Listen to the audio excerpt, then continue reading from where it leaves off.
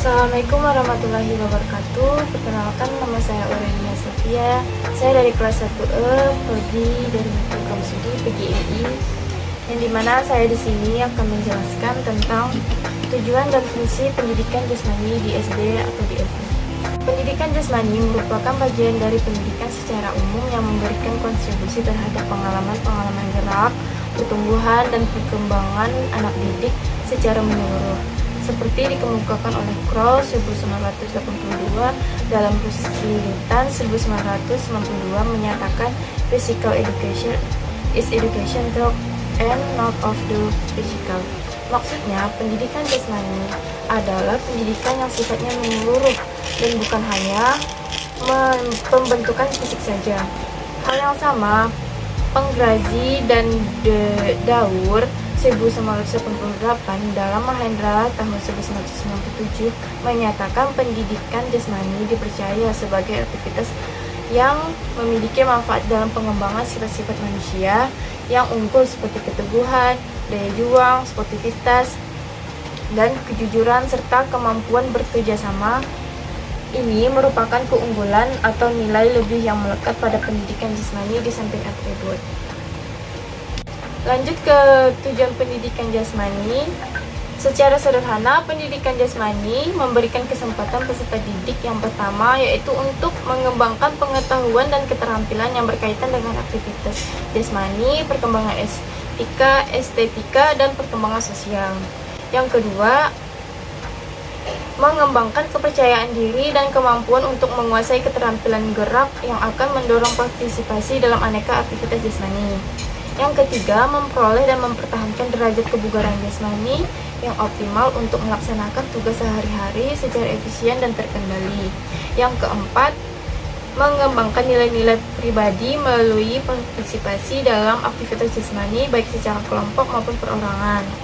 Lanjut ke tujuan yang kelima, yaitu berpartisipasi dalam aktivitas jasmani yang dapat mengembangkan keterampilan sosial, memungkinkan peserta didik dapat berfungsi secara efektif dalam hubungan antar orang. Yang keenam, menumbuhkan kemampuan berpikir kritis melalui pelaksanaan tugas-tugas ajar pendidikan jasmani. Yang ketujuh, yaitu mengembangkan kemampuan gerak dan keterampilan berbagai macam permainan dan olahraga. Lanjut ke tujuan yang kedelapan, yaitu mengembangkan keterampilan pengelolaan diri dalam upaya pengembangan dan pemeliharaan kebugaran jasmani serta pola hidup sehat melalui berbagai aktivitas jasmani.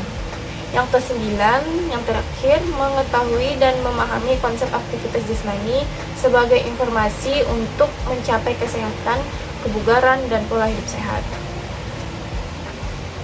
Diringkas dalam terminologi atau secara istilah, maka tujuan pembelajaran pendidikan jasmani itu mencangkup tujuan dalam domain psikomotorik, domain kognitif, dan tak kalah pentingnya lagi dalam domain efektif. Nah, perkembangan domain psikomotorik secara umum dapat diarahkan pada dua tujuan utama. Yang pertama, mencapai perkembangan aspek kebugaran jasmani. Yang kedua, mencapai perkembangan aspek perseptural motorik. Ini menegaskan bahwa pembelajaran pendidikan jasmani harus melibatkan aktivitas fisik yang mampu merangsang kemampuan kebugaran jasmani serta sekaligus bersifat pembentukan penguasaan gerak keterampilan itu sendiri. Nah, lanjut ke fungsi pendidikan jasmani. Fungsi pendidikan jasmani memiliki 7 aspek. Yang pertama, aspek organik. Yang kedua, aspek neuromuskuler. Yang ketiga, aspek perseptural. Yang keempat, aspek kognitif. Yang kelima, aspek sosial. Yang keenam, aspek emosional. Dan yang terakhir, ketujuh, yaitu aspek rehabilitasi. Masuk ke aspek yang pertama, yaitu aspek organik. Nah, yang dimana berhubungan dengan sistem tubuh, yang menjadikan fungsi sistem tubuh menjadi lebih baik sehingga individu dapat memenuhi tuntutan lingkungannya secara memadai serta memiliki landasan untuk pengembangan keterampilan. Yang B, meningkatkan kekuatan otot, yaitu jumlah tenaga maksimum yang dikeluarkan otot atau kelompok otot. Yang C, meningkatkan daya tahan otot, yaitu kemampuan otot ataupun kelompok otot yang menekan kerja dalam waktu yang lama. Yang D, yaitu meningkatkan daya tahan kardiovaskular, kapasitas individu untuk melakukan aktivitas yang berat secara terus-menerus dalam waktu yang relatif lama. Yang E, yaitu meningkatkan fleksibilitas, yaitu tentang rentang gerak dan persediaan yang diperlukan untuk menghasilkan gerak yang efisien dan mengurangi cedera. Lanjut ke aspek yang kedua, yaitu aspek neuromuskuler. Nah, yang ini masuk ke A, yaitu meningkatkan keharmonisan antara fungsi saraf dan otot. Yang B, mengembangkan gerak dasar lokomotor seperti berjalan, berlari, melompat, meloncat, meluncur, melangkah, mendorong, menderap, mencoklat, dan berguling serta menarik. Yang C, mengembangkan gerak dasar non-lokomotor seperti mengayun, melenggok, meliuk, bergoyang, merenggang, menekuk, menggantung, serta membongkok. Nah, yang D, mengembangkan gerak dasar manipulatif seperti memukul, menendang, menangkap, menghentikan, melempar, mengubah arah, memantulkan, menggulirkan, dan memvoli. Lanjut yang ke E, mengembangkan komponen fisik seperti kekuatan daya tahan, kelentukan, kecepatan, keseimbangan, ketetapan, serta power. Yang F, mengembangkan kemampuan kinestetik seperti rasa gerak, irama, waktu reaksi, dan koordinasi. Lanjut yang ke G, mengembangkan potensi diri melalui aktivitas jasmani dan olahraga seperti bersepak bola, softball, bola voli, bola basket, bola tangan, baseball, atletik, tenis meja, berlari, dan lain sebagainya. Yang H, yang terakhir, mengembangkan aktivitas jasmani di dalam bebas melalui berbagai kegiatan seperti menjelajah, mendaki, berkemah, dan lainnya. Lanjut ke aspek yang ketiga, yaitu aspek perseptural. Nah, perseptural ini dapat yang A, mengembangkan kemampuan menerima dan membedakan isyarat. Yang B, mengembangkan hubungan yang berkaitan dengan tempat ataupun ruang, yaitu kemampuan mengendalikan objek yang berada di depan, di belakang, di sebelah kanan, atau di sebelah kiri dari dirinya.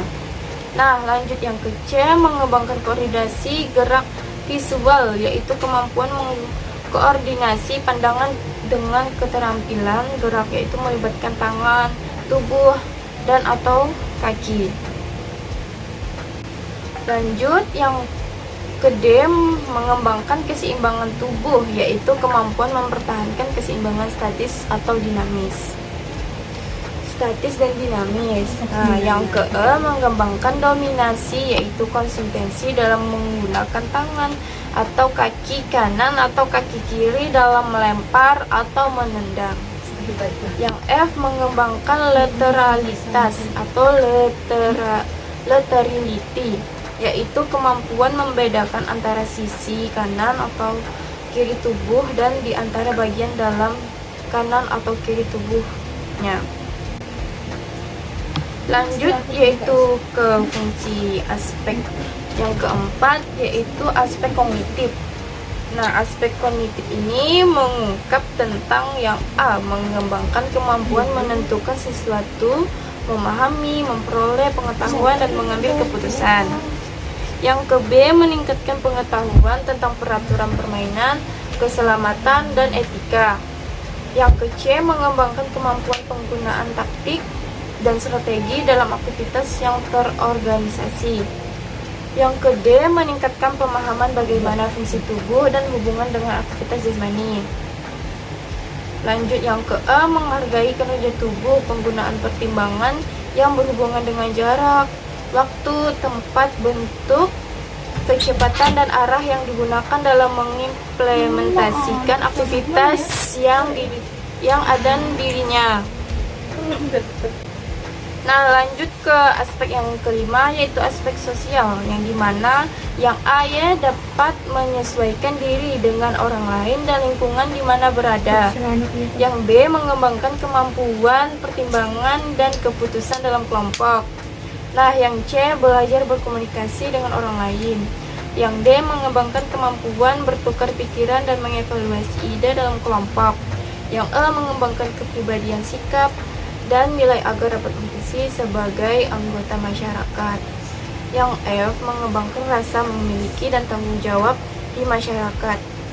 Nah, yang terakhir yaitu yang G, yaitu menggunakan waktu luang dengan kegiatan yang bermain. Lanjut ke fungsi aspek yang nomor 6, yaitu aspek emosional. Nah, aspek emosional ini yang A mengembangkan respon positif terhadap aktivitas jasmani. Yang B mengembangkan reaksi positif sebagai penonton. Yang C melepaskan ketegangan melalui aktivitas fisik yang tepat. Yang D yaitu memberikan saluran untuk mengekspresikan diri dan kreativitas. Lanjut ke aspek yang ketujuh ataupun yang terakhir, yaitu aspek rehabilitas. Nah, di aspek rehabilitas ini yang A yaitu terapi dan koreksi terhadap kelainan sikap tubuh. Yang B rehabilitas terhadap cacat fisik dan penyakit fisik yang bersifat sementara.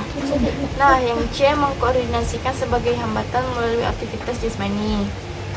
Nah, dari tadi bisa dapat kita simpulkan tujuan dan fungsi pendidikan jasmani di SD maupun MI adalah: pendidikan jasmani merupakan bagian internal dari sistem pendidikan secara keseluruhan yang melakukan pengembangan aspek kebugaran jasmani, keterampilan gerak, keterampilan berpikir kritis, stabilitas emosional, keterampilan sosial, penalaran, dan tindakan moral melakukan aktivitas jasmani. Atau dengan kata lain, pendidikan jasmani merupakan proses pendidikan yang memerlukan atau yang memanfaatkan aktivitas jasmani direncanakan secara sistematis yang bertujuan untuk meningkatkan individu secara organik, muskuler dan perseptural, kognitif dan sosial dan emosional. Nah, sekian dari saya, semoga dimengerti. Kurang lebihnya saya mohon maaf. Sekian dari saya. Assalamualaikum warahmatullahi wabarakatuh.